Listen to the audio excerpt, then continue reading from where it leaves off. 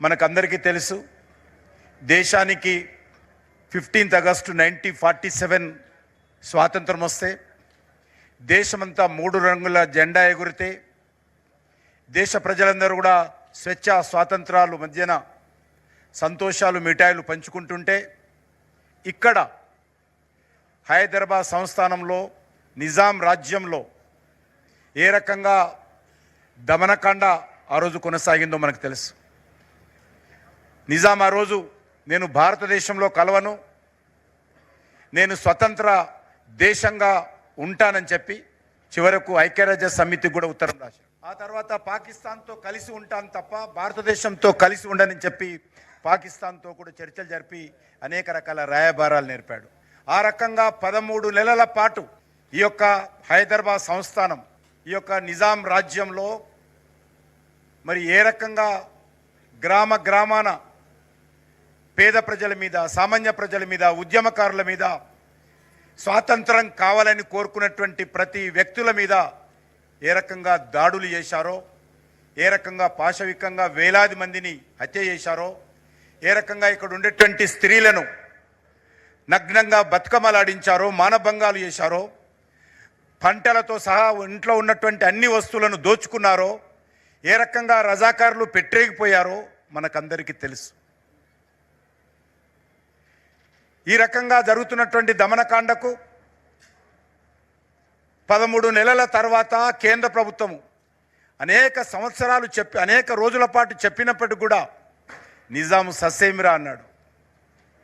చివరకు భారత ప్రభుత్వము నాటి హోంమంత్రి అయినటువంటి ఐరన్ మ్యాన్ సర్దార్ వల్లభాయ్ పటేల్ యొక్క నేతృత్వంలో నిర్ణయం తీసుకొని ఈ యొక్క నిజాం రాజ్యం పైన ఒక దిక్కు నాగపూర్ నుంచి, ఒక దిక్కు విజయవాడ నుంచి, ఒక దిక్కు బాంబే నుంచి మిలిటరీని పంపించడం జరిగింది. మిలిటరీ అంటే మామూలు కాదు, విమానాలు, ట్యాంకర్లతో కలిసి ఈ యొక్క నిజాం రాజ్యం మీద మరి భారత ప్రభుత్వము పోలీస్ యాక్షన్ పేరుతో యుద్ధం ప్రకటించడం జరిగింది. అయినా నిజాం లొంగిపోలేదు. చివరకు మిలిటరీ రావడము, రజాకార్లతో నిజాం ఆర్మీతో యుద్ధం జరిగింది. అనేక రకాలుగా ఇరుపక్షాలు నష్టపోయాయి. చివరకు దిక్కు తోచని పరిస్థితుల్లో తోక ముడిచి సర్దార్ వల్లభాయ్ పటేల్ ముందు, భారత ప్రభుత్వం ముందు, స్వేచ్ఛ ముందు, స్వాతంత్రం ముందు, 3 రంగుల జెండా ముందు లొంగిపోవడం జరిగింది, వంగిపోవడం జరిగింది నిజాం రాజ్యం. ఆ రోజు మనం చూసాం. కానీ దురదృష్టం ఏంటంటే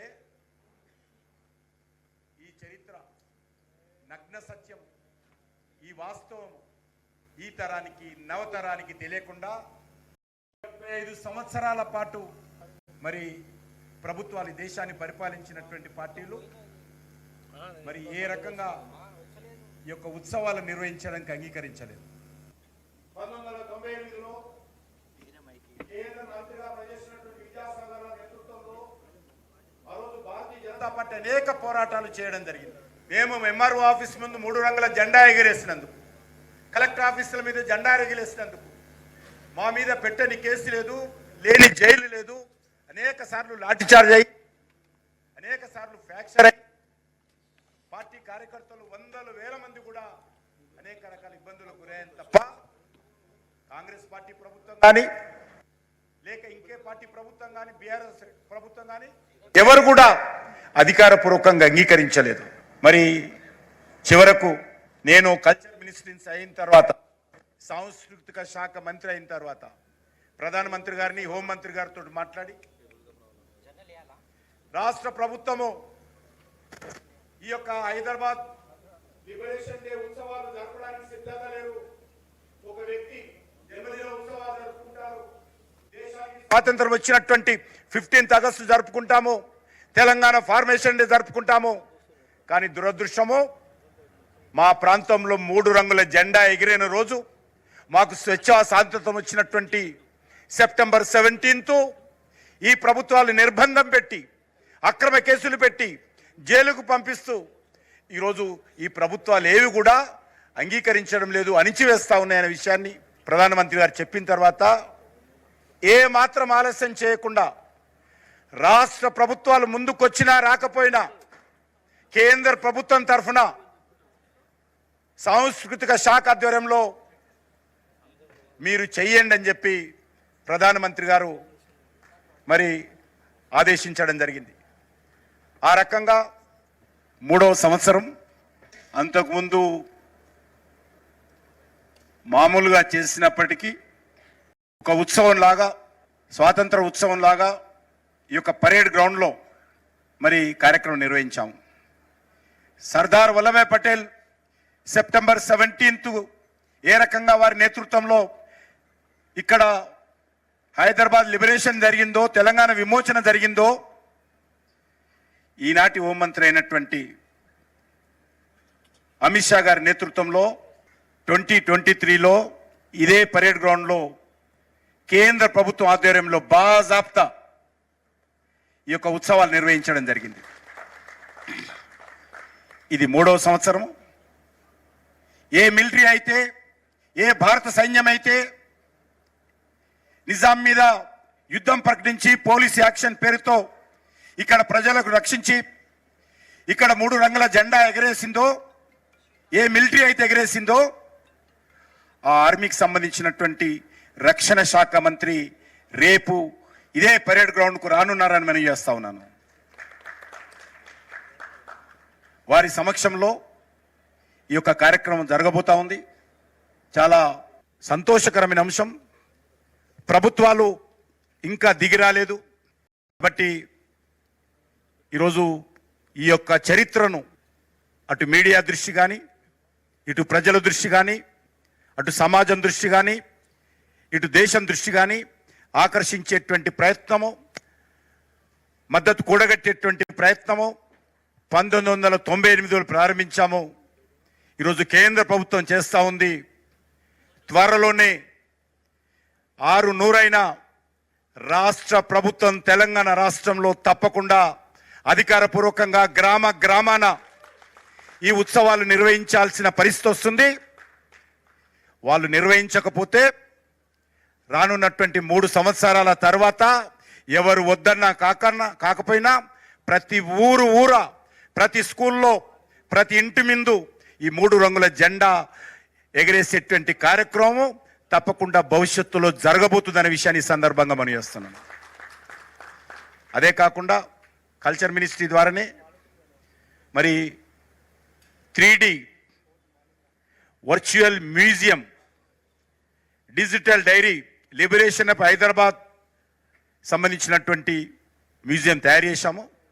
నేను ప్రజలందరినీ కోరుతా ఉన్నాను, దానికి సంబంధించినటువంటి డీటెయిల్స్ తీసుకోండి. లింకు ఊరు ప్రతి ఇంట్లో, ఈ పిల్లలకు, ఇంట్లో ఉన్నటువంటి కుటుంబ సభ్యులకు, మీ స్నేహితులకు, ప్రతి స్కూల్లో, ప్రతి కాలేజీలో కూడా ఆ మ్యూజియం చూయించాల్సిందిగా కోరుతా ఉన్నాను. ఇప్పుడే గవర్నర్ గారు ఆ యొక్క మ్యూజియంను ప్రారంభించడం జరిగింది. అద్భుతమైనటువంటి మ్యూజియం, మొత్తం చరిత్రతో ఉన్నది. అందరూ కూడా మ్యూజియం ఒకటి కాకపోతే 2 సార్లు చూసి మరి చరిత్ర తెలుసుకోవాల్సిందిగా నేను అందరిని కోరుతా ఉన్నాను. చాలా కష్టపడి అనేక మంది అభిప్రాయాలు తీసుకొని ఆ యొక్క మ్యూజియంను భారత ప్రభుత్వము సాంస్కృతిక శాఖ ఆధ్వర్యంలో అద్భుతమైనటువంటి మ్యూజియం తయారు చేశాము. Digital museum. మీ సెల్ ఫోన్లలో, మీ కంప్యూటర్లలో, మీ టీవీలలో అందరూ కూడా మ్యూజియం చూడొచ్చు. నేను ఈ సందర్భంగా మీడియా మిత్రులకు, మీడియా మేనేజ్మెంట్ కూడా కోరుతా ఉన్నాను, రేపు ఏదో సమయంలో మొత్తం మ్యూజియం అంతా కూడా అన్ని ఛానల్లో కూడా కార్యక్రమం తర్వాతనో మధ్యాహ్నమో మీకు అనుకూలమైన సమయంలో అందరూ కూడా ఆ మ్యూజియంను లైవ్ చేయాల్సిందిగా, ప్రదర్శించాల్సిందిగా టీవీలో మీ అందరినీ కోరుకుంటూ మరి ఈరోజు జరుగుతున్నటువంటి కార్యక్రమానికి పెద్ద మనసుతో గవర్నర్ గారు అంగీకరించి ఈ ఫోటో ఎగ్జిబిషన్ ప్రారంభించడానికి వచ్చినందుకు వారికి నేను హృదయపూర్వకమైనటువంటి కృతజ్ఞతలు తెలియజేస్తూ, ఎవరైతే నిజాంకు వ్యతిరేకంగా పోరాటం చేసి అనేక మంది అమరవీరులయ్యారో, ఎవరైతే నిజాం యొక్క పోలీస్ ఆర్మీ, నిజాం యొక్క ప్రైవేట్ ఆర్మీ అయినటువంటి రజాకర్ల చేతిలో బలైనటువంటి సామాన్య ప్రజలు ఉన్నారో, ఆ ప్రజలందరికీ కూడా నేను భారత ప్రభుత్వం తరఫున మరి శ్రద్ధాంజలి అర్పిస్తున్నాను, దివాళులు అర్పిస్తున్నాను. మీ యొక్క ఆకాంక్షలు ఏవైతే ఉన్నాయో తప్పకుండా మీరు చేసినటువంటి పోరాటానికి ఈరోజు భారత ప్రభుత్వం తరఫున ఒక గుర్తింపు తీసుకొచ్చాము. మీరు చేసినటువంటి త్యాగాలు గతంలో ఉన్నటువంటి ప్రభుత్వాలు మరి మసిబూసి పాతరేశారు. ఆ పాతరేసినటువంటి చరిత్ర అంతా పైకి తీసుకొచ్చి మీకు నివాళులు అర్పిస్తున్నాము మొదటిసారి అని చెప్పి నేను ఈ సందర్భంగా ప్రజలను కోరుకుంటూ ఆ మహనీయులందరికీ నివాళులు అర్పిస్తూ సెలవు తీసుకుంటున్నాను. భారత్ మాతాకి, భారత్ మాతాకి. అమర్ హై సర్దార్ వల్లభాయ్ పటేల్, అమర్ హై సర్దార్ వల్లభాయ్ పటేల్. వందే వందే. భారత్ మాతా की, भारत माता की. Namaskar. On the dais, Sri G. Kishan Reddy, Minister of Coal and Mines, Sri Tala Rajendra, MP, Sri Ramchandra Rao, ex-MLC, Sri Malka Komroy, MLC, Sri Anji Reddy, MLC, Sri Shami Nanda, Joint Secretary, Ministry of Culture, Government of India, Srimati Shruti Patel, IIS, Additional Director General, volunteers, media friends, and all participants and visitors. I feel elated to inaugurate this curated exhibition organized by the Ministry of Culture and Tourism and the Ministry of Information and Broadcasting. On this solemn occasion, I salute the martyrs who laid down their lives for India's freedom and for the liberation of Hyderabad state. The Hyderabad freedom movement was not just history, it was the people's heartbeat, their cry for justice and their march towards freedom. It was a struggle where the commoners stood shoulder to shoulder with the leader, a people's struggle for dignity. Sadly, many heroes who made the greatest sacrifices remain unsung. We must remember freedom is never free.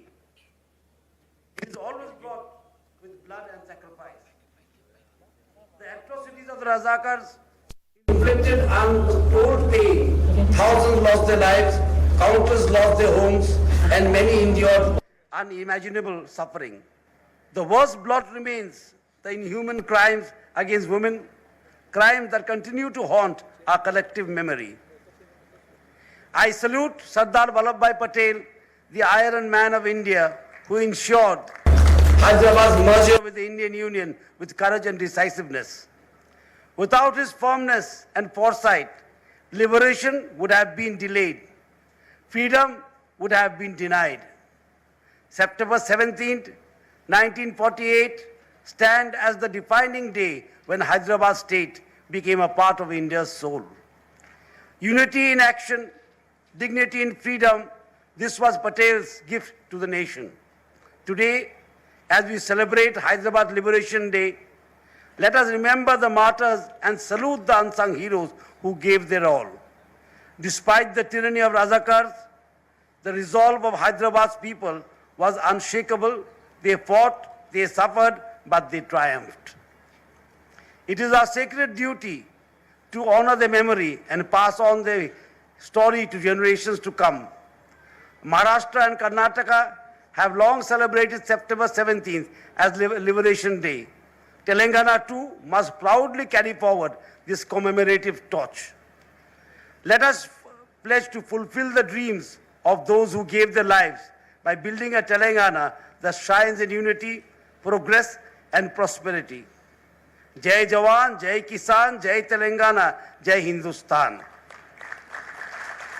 I applaud the efforts of the Ministry of Culture and Tourism and the Ministry of Information and Broadcasting for curating this meaningful exhibition. And I am very impressed with this virtual museum. And when I go back to Tripura in a few days' time, I will ask the Chief Minister to do the same. I come from the Northeast, and my home state is Tripura, a very small state in Northeast. And even a few years back, it was only when Modi ji became the Prime Minister and led the nation that we came to know of all the freedom fighters of the Northeast. We collected data. And we found to our astonishment that there were so many freedom fighters in the Northeast and no one knows about them. And Modi ji told us at that time, I was a minister in the state, a nation is defined by its leaders. A nation is defined by its leaders, and it is very important to celebrate your leaders. Today, when I was walking through this meaningful exhibition, just at a glance, I could learn so many things. In Tripura and Northeast, we heard about Hyderabad liberation, but we didn't know it had so many heroes, so much of suffering, so much of valiance, so much of bravery, so much of massacres, that people sacrifice so much for our future and the future generations of the Hyderabad state. I also come from a princely state, that is Tripura.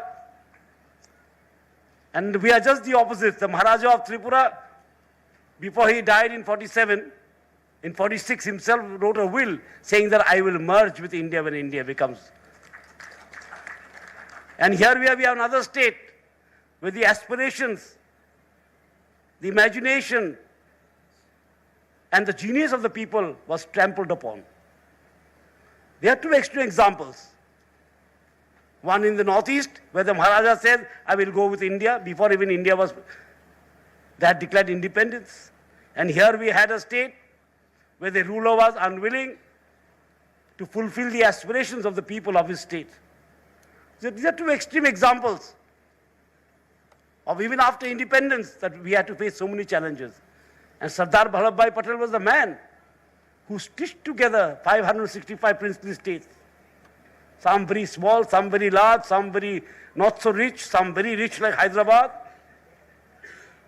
were all stitched together to make this nation. So as we remember today, as we celebrate Hyderabad Liberation Day, let us celebrate and pay respect to every hero. Every organization I saw, there's so many organizations are also involved in the liberation of this beautiful state. And today, if we are prospering, we are prospering because of their sacrifices. Every citizen of India owes something to the history. Anyone thinks that we don't owe anything to anyone, that's a wrong thing. Whatever we are today, our prosperity, our modernity, our progress, we owe to the heroes who sacrificed for our futures. And I would, congratulate the Minister of Coal and Mines. When he was Minister of Culture, he started this, I believe. And I will surely tell the Northeast Chief Ministers to do this, because it has portability. It can be taken to schools, it can be shown to children, it can be shown in villages. Museums, you have to come to the museum. The museum will go to the people. So this is a very noble idea, and I will talk to my Chief Minister as soon as I go to Tripura and talk to Indrasena Reddy ji, who's from here, Governor, and ask him also to help out. And this is a very, very noble cause, and as I said, we owe what we have today, our security, our progress, our development, to the heroes who sacrificed everything for us. So let us remember them today, let us pay homage, and every year let us, reach out to children in schools and teach them that they must become responsible citizens, because people who fulfilled their responsibilities yesterday gave the future of today. So thank you so much. Jai Hind, Jai Bharat, Jai Telangana.